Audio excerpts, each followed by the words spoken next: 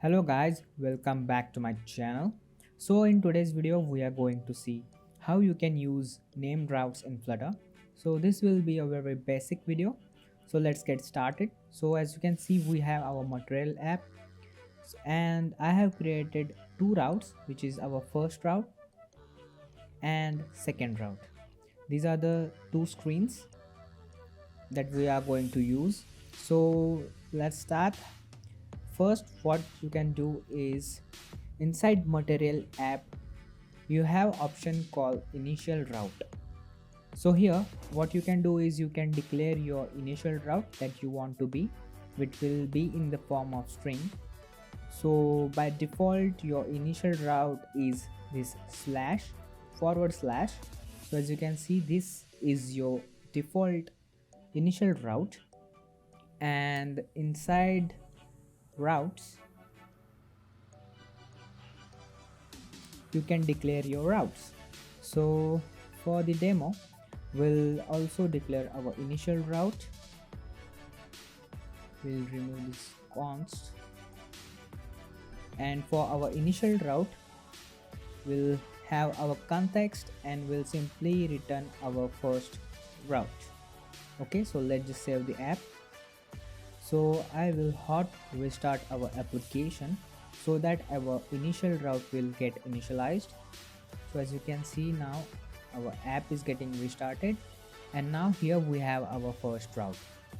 So as you can see, first route, we have our first route, and in the center we have a button which says launch screen. So we'll be using our this on press to navigate to our second route. So first you need to declare all your routes inside these routes. So for the second, let's declare our route named second. Okay, and we'll simply use context and we will return our second route. Okay, so let's just save the app. So now we have all our routes declared inside our routes. We'll restart our app again so that it's getting initialized. So now that we have our app restarted, inside on press you can simply write navigator dot push named. Here you need to pass the route name. So as you can see, we need to pass a route name. So we'll pass our route name, which is second. So this name and the name you have declared here should be exactly the same.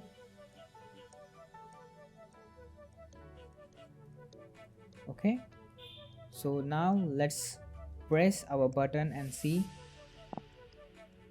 So as you can see, we have navigated to our second route when we clicked on the button. So we have again a button, and how we can go back is we can simply write navigator.pop, and that's it. You can go back to your previous screen. As you can see, we are navigated back to our first route. So now we will see how you can pass data from one screen to another screen. So let's say you need to pass some text. So you can pass through arguments. Now we have arguments like this, and let's say we need to pass some string called our data, and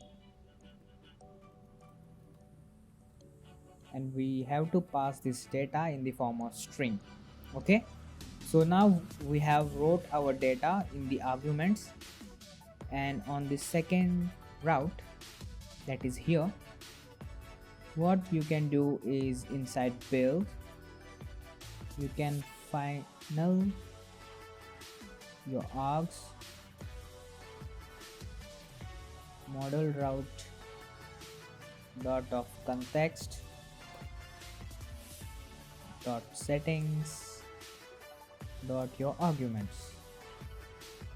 So here you will get your arguments in the args. Okay, you need to have this declared as a map, as you are sending your data in the form of map.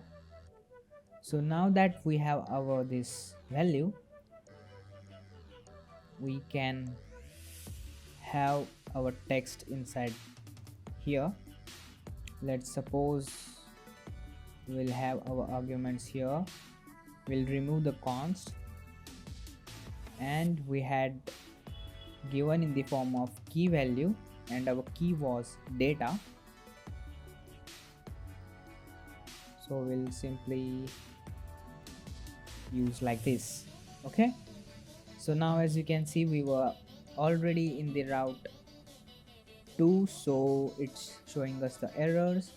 We'll hot restart our application, and now that we are on our first route, let's go to second route, and you can see our data, which is hi there, is passed to our second route. We can go back, we can see it again, hi there. Okay, so this is how you can pass the data to the different screens using named routes. So hope you found this video helpful, and do subscribe to my channel for more such videos, and see you in the next video.